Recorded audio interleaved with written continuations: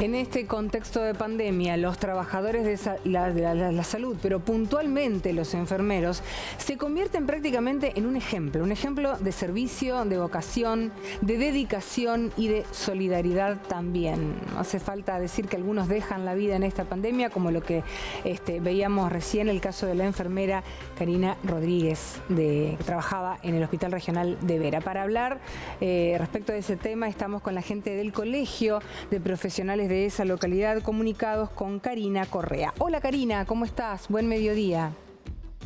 Hola, buenos días, ¿cómo estás? Bien, bien. Bueno, lamentablemente te estamos llamando por este tema, ¿no? Y para preguntarte si conocías a Karina Rodríguez, si conocías a esta trabajadora y qué nos podés decir al respecto de su situación crítica, ¿no? De salud, que la llevó prácticamente a la muerte.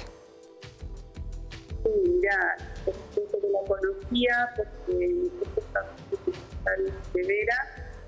Yo en este momento cumplo la función de jefa de enfermería del hospital y ella era una colega que trabajaba en el servicio en su inicio de clínica, que después se transformó en el servicio de aislados y que sí, la conocía personalmente. Claro. ¿Cómo fue el proceso desde el momento que comienza con los síntomas, el contagio, hasta el final, ¿no? Hasta el momento incluso en que resuelven trasladarla desde el norte hasta acá a la capital? Calculo que debe haber sido por un cuadro muy complejo. Claro, el tema es así. Ella estaba trabajando acá en su guardia en Vera, la noche, y se comienza a sentir mal. Ajá. Pero ella refiere que estaba haciendo un tratamiento por una infección urinaria.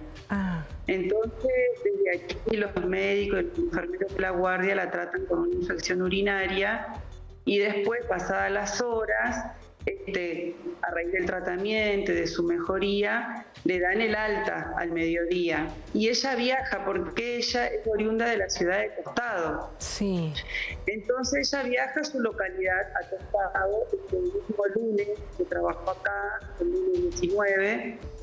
Y después nos comenta ya el marido, ya cuando empezamos a tener contacto con su esposo, que el día viernes de esa misma semana ella se acercó al SAMCO de Tostado. Y bueno, porque se sentía mal, por supuesto, con algunos dolores, y queda en observación. Queda internada también con sospecha de un cuadro urinario. Y al otro día comienza con fiebre. Cuando empieza con fiebre ya le piden otros estudios en Tostado, radiografía, laboratorios, el test rápido para COVID, y ahí es donde se encuentran con el resultado del test de positivo para COVID y una radiografía que tenía bastante comprometidos sus pulmones. Y de ahí, el día sábado de Tostado, deciden el traslado a, sanatorio diagnóstico, a la terapia, a Santa Fe. Claro, Karina, aparte, de la infección urinaria que vos nos estás relatando, de este detalle, ¿esta enfermera tenía otras enfermedades preexistentes? Ella siempre, nosotros tuvimos conocimiento de aquel hospital que ella es diabética, pero no encuadraba dentro de los protocolos que había lanzado el gobierno en su momento, porque no era insulina dependiente, era una diabética controlada que con medicación oral, no estaba con inyecciones, para que se entienda, de insulina. Entonces estaba en condiciones de poder seguir trabajando, digamos.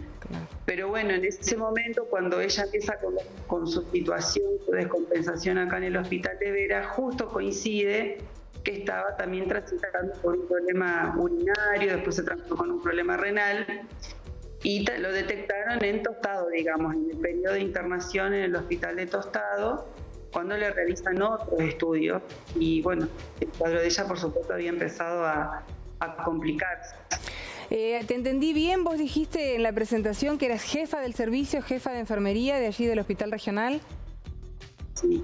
Sí. ¿Sí? Bien. Contanos cómo están trabajando ahora en medio de la pandemia allí. Bueno, nosotros desde un principio se está trabajando respetando los protocolos. Nosotros en este momento nos encontramos en el pico de casos positivos, y el agravante es que ya hace un tiempo a esta parte que estamos con la problemática de que varios personal de salud, porque no solamente enfermeros, sino médicos, mucamos, han resultado positivos para COVID. Gracias a Dios esos compañeros con buena evolución, ninguno de ellos requirió internación, solamente el caso de Karina, que se complicó, pero todos los otros casos de los otros compañeros del equipo de salud que fueron positivos a COVID no requirieron internación, fueron controlados desde su domicilio. Pero en este momento que estamos en el pico, lo que te quería aclarar es que realmente donde estamos sintiendo el desborde, claro, por la saturación, por el cansancio, por la falta de recursos humanos.